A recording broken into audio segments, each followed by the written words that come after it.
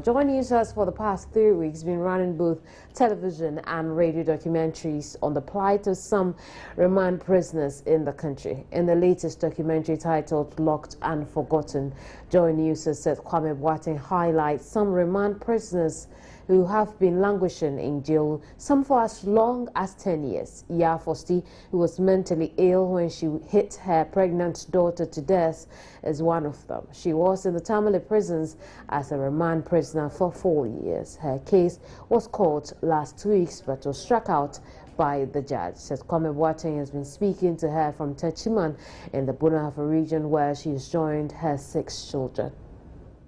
When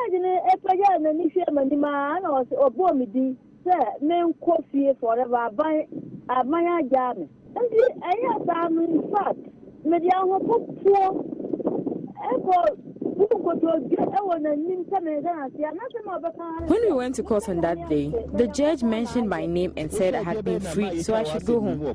As soon as he said that, in tears, I hurriedly went and knelt before him and thanked him. But he said that I should thank God for that. I sincerely believe God used you to get me out of prison. My children are all healthy and doing very well. My son, Kwame Boateng.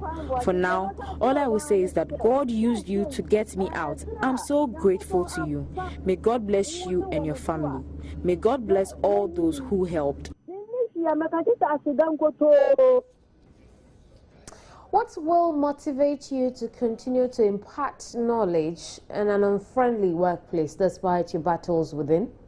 Martha Krenselakwa tells the story of a physically challenged teacher in one of the primary schools in Accra who, despite the odds, has been imparting knowledge on many abled children. Call it a disabled leading the abled. This is a story of 54-year-old Alexander Opare. This is the Liberty Avenue 1, 3 and 4 and Manchetaki cluster of schools in Accra. It is located on the Liberty Avenue, one of the principal streets in the capital en route to the central business district. There are over 50 teachers here. Among them is Alexander Opare, a physically challenged teacher who has been teaching since 1986. 1957. Which day and which day? Yes. He was not born like this.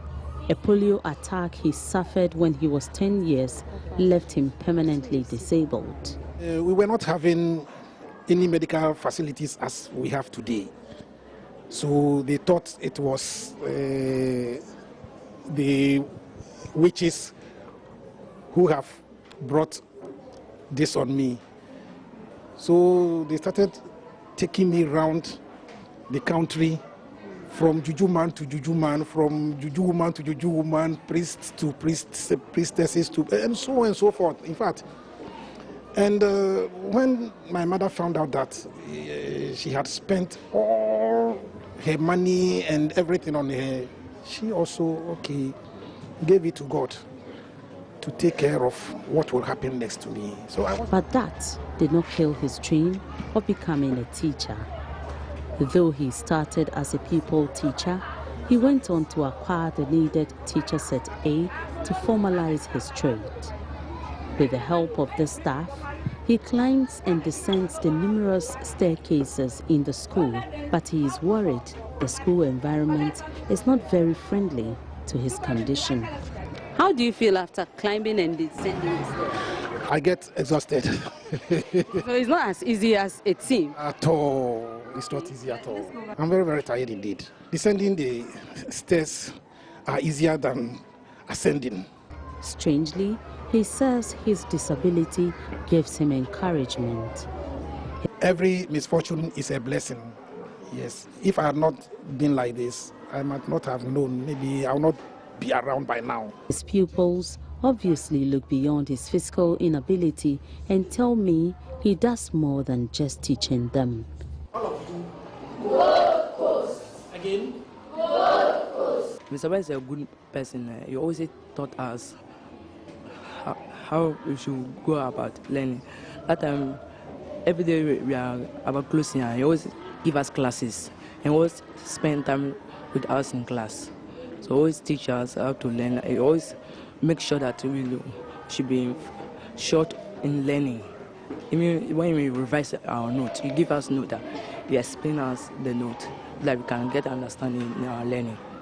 The mere mention of his family puts smiles on his face, just so you know it's not all gloomy. At least the story about family brings smile on your face, and I like that. Yeah, okay. I'm married. I have 6 children, and one is even in the classroom here. Clifford, one of Alexander Paris' children, currently in his class, is a little shy, but is sure his father is a good man. I'm getting money in future. Come and give it some. Alexander Paris wants to give his children a better life than he had. I'm taking care of them with my meager salary, and I'm trying to do something for them before God calls me. When I visited his class, he told me he takes his pupils on physical education exercise every Friday, but I missed that opportunity to see how he does that because I visited on a Monday. Despite this, how he started each lesson caught my attention. Mississippi, go! Mississippi.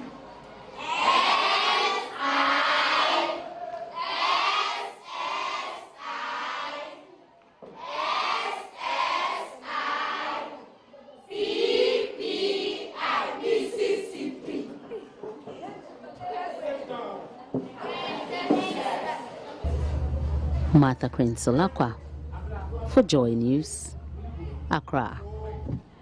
I know everybody is satisfied.